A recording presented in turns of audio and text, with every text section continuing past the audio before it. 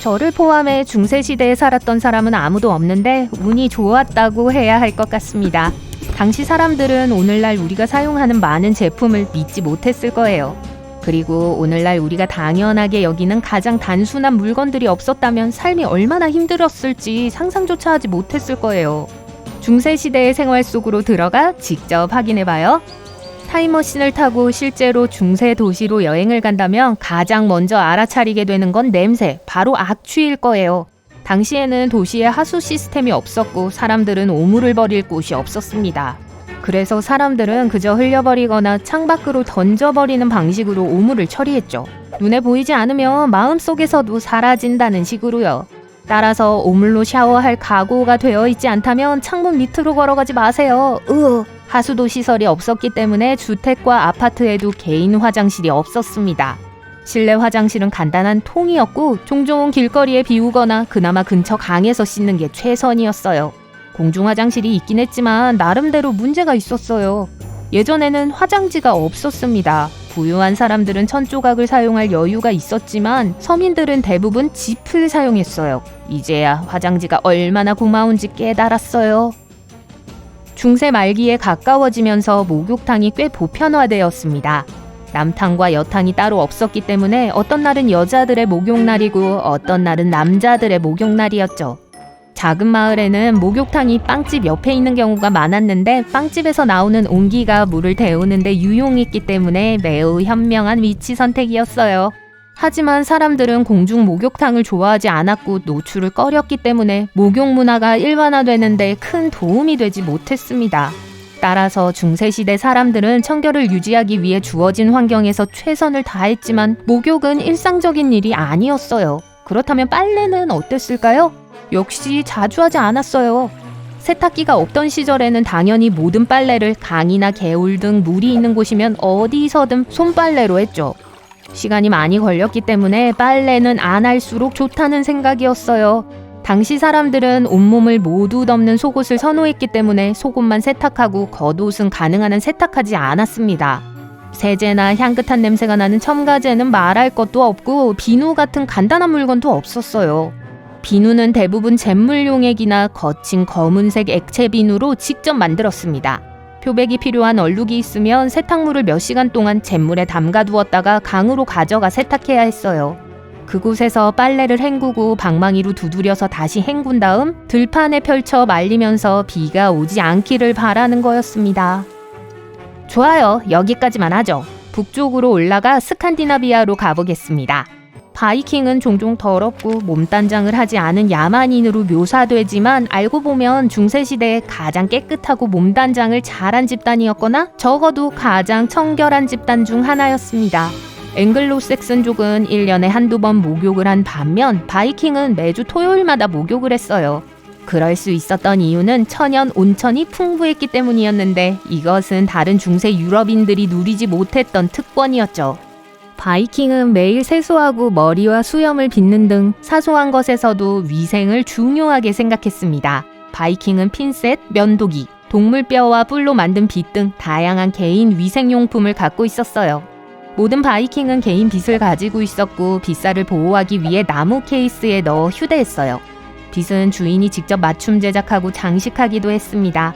바이킹이 가지고 있던 귀수푼이라는 또 다른 아이템도 있었어요. 이렇게 생겼으며 귀지를 제거하고 손톱을 청소하는 두 가지 주요 용도로 사용되었죠. 대부분의 경우 귀수푼은 체인에 부착되어 목에 걸고 다녔습니다. 현대에도 면봉을 가지고 다니는 사람은 없는데 바이킹은 항상 귀청소 도구를 가지고 다닐 필요성을 느꼈나 봐요. 어쨌든 깔끔한 사람들이었어요. 아마존에서 볼 수 있는 현대의 무선 귀청소 도구를 보면 좋아했을 거예요. 간접 광고인가요? 바이킹은 또한 수염에 대한 집착이 강해서 수염을 잘 관리했습니다. 머리카락과 수염을 잿물이 함유된 비누로 씻었는데 표백 효과가 있었고 바이킹들 사이에서 금발은 매우 유행했습니다. 이를 퇴치하기도 했고요. 역사를 통틀어 사람들은 예뻐 보이는 방법을 찾아왔습니다. 고대 이집트에서 클레오파트라는 윗눈꺼풀에는 파란색 아이섀도를, 아랫눈꺼풀에는 녹색 아이섀도를 발랐어요. 헤나로 만든 매니큐어도 있었습니다.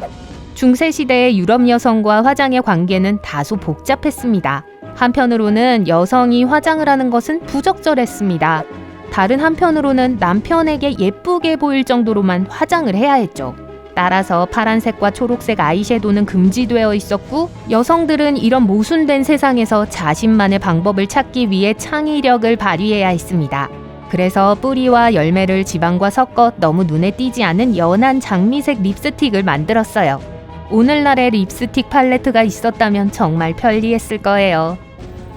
미의 기준은 역사적으로도 변화해 왔습니다. 중세시대에는 작은 코, 작은 입술, 넓은 이마를 가진 평범하고 훤한 타원형의 얼굴이 가장 매력적이라고 생각했습니다. 눈을 더 깊어 보이게 하기 위해 여성들은 벨라돈나라는 독성 식물의 즙을 눈에 떨어뜨려 동공을 확장하는 방법을 사용했어요. 선천적으로 이마가 넓지 않은 여성들은 그렇게 보이게 하기 위해 최선을 다했습니다. 한 가지 일반적인 전략은 두피에서 머리카락을 뽑아 헤어라인을 높이는 것이었어요. 핀셋을 사용하는 것도 한 가지 방법이었지만 시간이 오래 걸리고 통증도 심했습니다. 그래서 많은 사람들이 식물로 제모크림을 만들어 헤어라인에 압력을 가해 문질렀어요. 헤어라인을 올리는 것에서 끝이 아니었습니다. 얼굴을 더 또렷하고 개방적으로 보이게 하기 위해 여성들은 속눈썹과 눈썹도 제거했어요. 오늘날 대부분의 사람들은 눈썹을 완전히 밀지 않지만 여전히 눈썹을 더 예쁘고 또렷하게 보이도록 모양을 다듬어요. 다행히 요즘에는 아마존에서 판매하는 것과 같이 현대적이고 사용하기 쉬운 눈썹 면도기를 이용할 수 있죠. 이런 면도기가 있었다면 중세 여성들의 삶이 훨씬 더 쉬워졌을 텐데 우리는 운이 좋아요. 그건 그렇고 한 번 뽑은 눈썹은 다시 자라지 않는 경우가 많습니다. 따라서 중세의 사람이 더 이상 이러한 미의 기준을 따르고 싶지 않다면 눈썹을 되찾기 위해 다른 방법을 찾아야 했어요. 일부 역사학자들은 가장 흔한 트릭 중 하나가 설치류의 털을 사용하여 가짜 눈썹을 만드는 것이었다고 합니다. 쥐털 눈썹이요? 오늘날 많은 문화권의 사람들은 진주처럼 하얗고 반짝이는 치아를 좋아합니다. 하지만 중세 아시아에서는 여성들이 일부러 치아를 검게 칠하는 등 정반대의 행동을 했어요.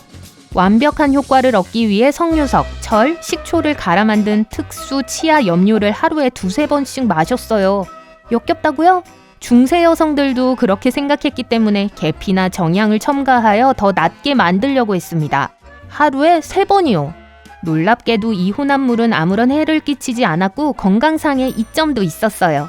치아를 검게 만드는 것 외에도 치아를 강화하고 충치를 예방하는 효과가 있었습니다. 누가 생각이나 했을까요?